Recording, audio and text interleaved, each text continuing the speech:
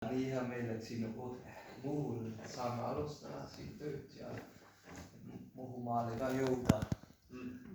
Nii tore, tõesti. Ja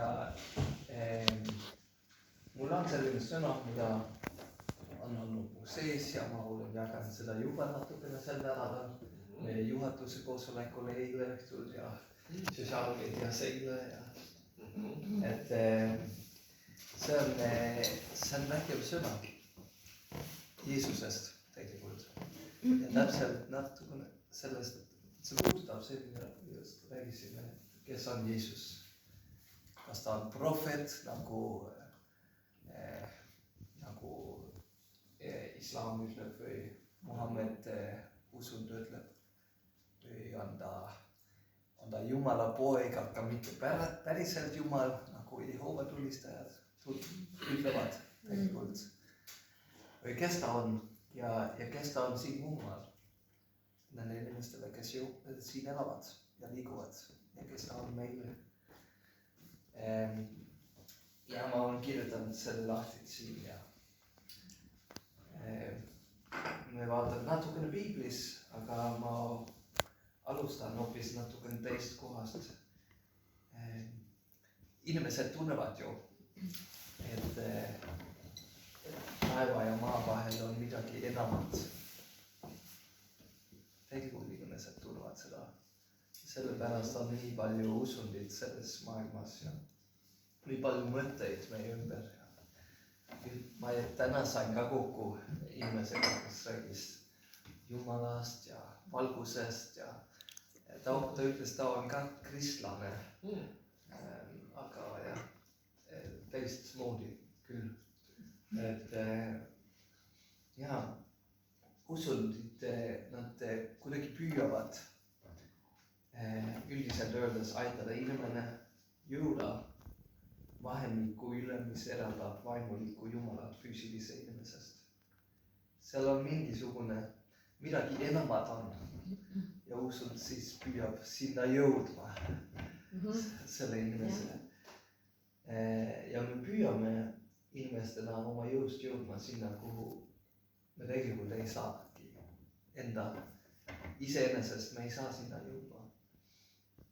Aga Jumal on sirutanud oma kätt meie poole ja ta on andnud inimkonnale Iisraeli kaudu prohvetid, kes räägivad Jumala sõna, preestrid, kes juhib kummardamine templis ja kuninga, kes juhib terve seda rahva Jumala juurde ja ustavad Jumalaga.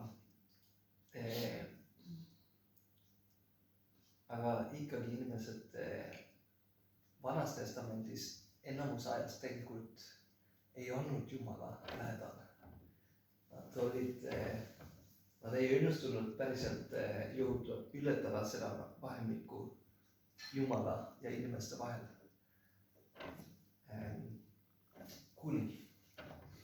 Kuni Jumal ise sai meie prohvetiks, preestriks ja kuningaks. See on see mu sõna, et Jeesus ta on meie preester, meie prohvet ja meie kuningas. Ja see on vägev, sest Jeesus ei ole suvaline prohvet, preester või kuningas, vaid ta on täiuslik prohvet, täiuslik preester ja täiuslik Jumal, kuningas. Ja me võime teha lahti siis Johannese evangeelium, kui keegi on ka. Et selle esimesest peatükist on imeliselt kirjutatud, kuidas see kõik toimub. Ja Johannese evangeelium muidu on üks lemmikraamatutest minu. Üks inimene on öelnud Johannese evangeeliumi kohta, et ta on... Mis ta oli? Johannes 1, jah. Mis oli? Või esimene peatükk, jah? Ja esimene peatükk, me jõuame sinna. Üks inimene on öelnud, et Johannese evangeelium on kui tiig, mis on piisavalt madal, et beebi või inimlaps saab seal lihtne aru saada. aga samas on see nii sügav, et elefant saab sinna sisse sukeldada. Et see, kes on väike laps usus, ta saab sinna naudida olla evangeeliumis seal. Aga see, kes on juba olnud aastakümneid usus, tema saab ka avastada uut. Nii, see on samas lihtne ja see on samas väga sügav. Ja Johannese evangeelium ütleb alguses niimoodi, alguses oli sõna ja sõna oli Jumala juures ja sõna oli Jumal. Ja siin kohal on tegelikult huvitav, et Jehoova tunnistajad, neil on natuke teine tõlke siin. Neile ei meeldi see, et sõna oli Jumal. Sest hiljem me avastame, et sõna oli Jeesus. Jeesus on sõna. Ja nemad ei tunnistavad Jeesus kui Jumal. Aga tegelikult Johannese evangeelium ütleb nii. Ja algkeeles on niimoodi kirjutatud. Aga ta ütleb ka edasi, see samu oli alguses Jumala juures, kõik on tekkinud tema läbi ja ilma temata ei ole tekkinud midagi. Mis on tekkinud tema kaudu oli elu ja elu oli inimestel valgus ja valgus paistab pimeduses ja pimedus ei ole seda omaks võtnud. Ja siis hiljem 9. salmist ütleb, tõeline valgus, mis valgustab igat inimest, oli maailma tulemas. Ta oli maailmas ja maailm on tekkinud tema läbi ja maailm ei tundnud ta enam. Ta tuli omade keskele, ent omad ei võtnud teda vastu. Aga kõigile, kes tema vastu võtsid, andis ta meelevalla saada Jumala lasteks. Neile, kes usuvad tema nimesse. Ja, amen. Jeesus on Jumala sõna, kes on tulnud maailma.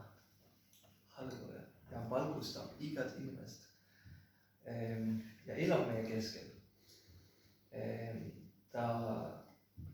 Jeesus Jumala sõnana, ta on see täiuslik prohvet tegelikult.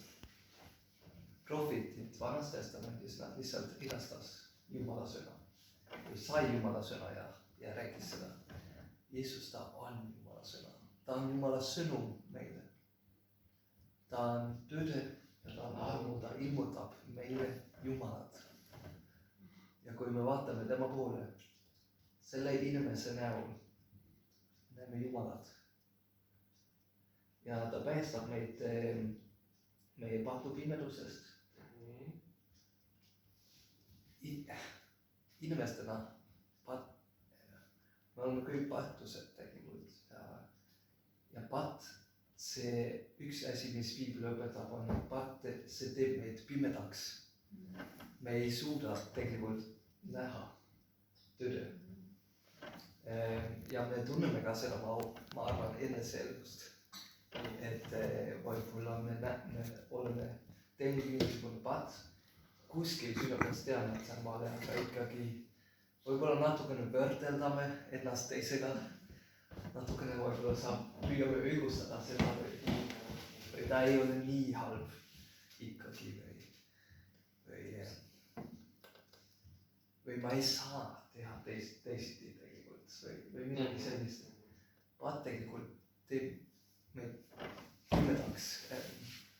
Aga Jeesus on Jumala sõna, kes Jumala viimane täiuslik prohvet, kes näitab meile Jumalat ja näitab meil end, et saaksime vaimuliku silmad, et saaksime tulla Jumala juurde ja saaksime jõudma selle vahemiku üle, mis eraldab inimene Jumalast.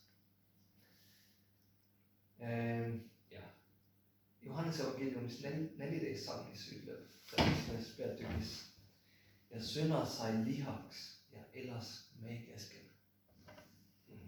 Jeesus tuli maailma, sai inimeseks, et ilmutada meid, et olla meie keskel. Ja me nägime tema kirgust nagu isast on sündinud kirgust, täis armu ja tõde. Siis on ka hiljem kirjutanud, seadus on ju antud Moosese kaudu, arm ja tõde aga tulnud Jeesuse kaudu. Jeesuses me näeme seda armu ja tõde. Meil on seadus ja meil on tõotus. Meil on see osa, et paat on vale, aga meil on ka see osa, et Jumal tegelikult ei hukka mõista meid. Ja see on selline lugu ka Johannese evangeeliumis, et oli abielu rikkuja naine. Fariseerid olid kinni püüdnud teda ja viidi ta Jeesuse juurde ja ütles, vaata Jeesust, me leidsime see naine ja seadus ütleb, et me peame viskama kivi sellise inimese ka, sellise inimese. Jeesus ütles, kes on ilma pahtuta, võib visata esimene kivi. Et nemad räägisid sellise inimesest. Jeesus pööras seda tähelepanu nende enda poole. Ja siis ta ütles selle naisele, et kas keegi ei mõistnud sind hukka? Ta ütles, ei. Jeesus ütles, mind ka ei hukka. Mina ka ei mõistaks sind hukka. Aga ta ütles ka, mine ja ära tee enam patu. Armu ja tõde. Ta on täiuslik prohvet ja temas me näeme armuline ja samas õiglane Jumalat. Ja Vanas Testamendis on öelnud niimoodi, et see on 5. Moosese raamat 30:14. Sõna on sinule väga ligidal, su suus ja sinu südames, et seda täita. Mooses oli andnud seadus, Jumal oli ilmutanud prohveti kaudu ja nüüd selles lepingus Iisraeli rahvas, neil oli sõna väga ligidal. Paulus kirjutab sellest, et sõna on su lähedal, kuid mida see siis ütleb? Ta viitab selle Vana Testamendile. Sõna on su lähedal, sinu suus ja sinu südames. See on ususõna, mida me kuulutame. Kui sa oma suuga tunnistad, et Jeesus on Issand ja oma südames usud, et Jumal ta üles äratanud surnud, siis sind päästetakse. Sest südamega usutakse õiguseks, suuga aga tunnistatakse päästeks. Sest pühakiri ütleb, ükski kes usub temasse ei jää häbisse. Ei ole ju erinevust juudi ja kreeklaste vahel, sest seesama Issand on kõigide Issand, rikas kõigide heaks, kes teda appi hüüavad. Sest igaüks, kes hüüab appi Issanda nime, päästetakse. Paulus ütleb, et Jeesus on tegelikult see sõna, mis on meile lähedal. Nagu Johannes ütles, Johannese evangeelium. Sõna sai lihaks ja elas meie keskel. Ja siiamaani ta elab meie keskel. Ja ta on meiega lähedal, ta on meie lihi. Vanas Testamendis oli sõna suus ja südames. Nüüd meie ajastus sõna on isik, kes on meiega. Ta on meie südames, ta on meie suus, ta on meie kõrval, ta on alati meiega. Ta ei ole kunagi kaugelt meist. Ja see on hea tõotus. Vahepeal tuntakse, et nagu Jumal on kaugelt, aga tegelikult Jumala sõna, Jeesus elab meie keskel. Ja Jeesus on siis täiusliku prohvet, kes näitab meile Jumalat täiuslikkusega. Ta on Jumala sõna, kes on tulnud meile ligi. Jumal ei ole kaugelt enam, ta on ise ületanud vähemikku inimese ja Jumala vahel. Ta on tulnud, et elada inimese elu meie keskel. Ja Jumal on ilmutanud end selle inimese näo. aga kui Jumal Jeesuses sai meie prohvetiks, siis ta sai samaks meie preestriks. Et Jeesus on ka meie preester. Ja ta on see, kes preester on see, oli vanasti see, kes töötas templis, tegi ohvrit, et leppida Jumala ja inimese vahel. Ja Johannese evangeelium kirjutab täpselt seesama ka seal esimeses peatükis Johannese evangeeliumist. Salm 21 ütleb, järgmisel päeval nägi Johannes Jeesust, see on risti ja Johannes, Jeesust enda juurde tulevad ja ütles, vaata, see on Jumala talv, kes kannab ära maailma patu. Jeesus ise oli, ta on preester, aga ta on ka ise see ohver, see täiusliku ohver,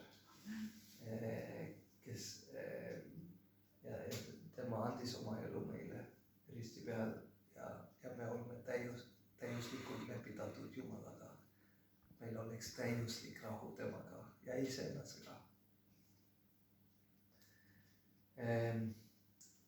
Johannes teises peatükis 19-21 on teine lugu, kus Jeesus läheb templisse ja ta ütleb kaupmeestele, mida te teete siin muisamajas, muisakojas. Ta ütleb põhimõtteliselt, et see on mu kodu siin. Ja mida te olete teinud siin? Te kauplete ja nemad tegelikult müüs ohvrid. Et see oli tegelikult osa kummardamisest või see oli praktiline vajadus seal, et oleks võimalik inimestele minna sisse ja ohverdada tuvi või midagi. Aga seal Jeesus ütleb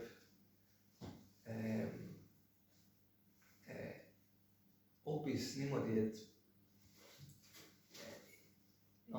see on nüüd lõpul selles loost, ta ütleb, lammutage see tempel ja ma püstitan selle 3 päevaga uuesti.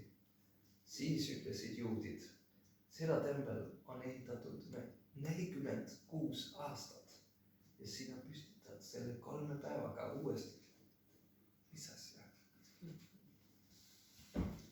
Aga tema mõtles templi all oma ihu. Jeesus on tegelikult mitte ainult preester, kes on vahemees Jumala ja inimese vahel. Ta on ka ohver ja ta on ka see tempel. Ja tempel oli seal, kus Jumala ligi oli Iisraeli rahvaga. Nüüd me ei ülista enam templites. Jeesus on meie tempel ja tema nimes saame tulla Jumala ette julgusega. Tema ohvris, tema veres on meil hull julgus, et minna Jumala ette. Sest oleme tõesti täiuslikult lepitatud Jumalaga. Aga Jeesus oli ka kuningas ja Jeesus hakkas ringi käima ja kuulutada seda, et Jumala riik on tulnud ligi. Jeesusega tegelikult Jumala riik on tulnud ja Jeesus on see Jumala võitu Messias, kes on tulnud valitsema. Ja ta valitseb tänase päevani meie eludes vägede, patu ja surma üle. Ja kõik on tema jalgade all. Johannese evangeeliumis on hästi näha lõpul, et Jeesus ristilöömist oli tegelikult kui tema kroonimine. Ja rist on kui tema troon. Seal ta võitis kõik vägede üle. Seal ta võitis patu süü üle. Seal ta võitis surma üle või oma ülestõusmises ka. Aga Jeesus sai tornikroon ja risti üles oli kirjutatud juudide kuningas. Ja see oli iroonia, aga tegelikult oli see täpselt, mida Jumal tegi. See oli täpselt õige. Ja Jeesus on toonud Jumala riik lähedal ja tema valitseb meie juures. Ta päästab meid patuorjusest, kui lubame tema meie ellu isandana. Vau, vägev sõna. Jeesus on prohvet, preester ja kuningas meie juures ja ta päästab meid imelistel viisidel. Päästab meid pimedusest, patusüüst, patuorjusest, et oleksime vabad. Ja ta on see tõeline Jumala sõna, ta on tõeline Jumala valgus, kes paistab pimeduses ja ka siin muu maal, ka meie eludes. Et vaatame Jeesuse poole, ülistame teda, igatseme teda, otsime teda ja alistame temale end. Jah, Jeesus toob meile vaimuliku tööde profeetina, Jumalaga rahu preestrina ja elule tarkust kuningana. Amen. Amen. Väga hea, see on tõsi. Rist oli ju omal ajal, siis kui veel Jeesus elas, ju tohutu tegelikult needuse post. Et kes ristil rippus, see oli neetud. Aga selle sama teoga, mida Jumal tegi, sai ristist võidu sümbol.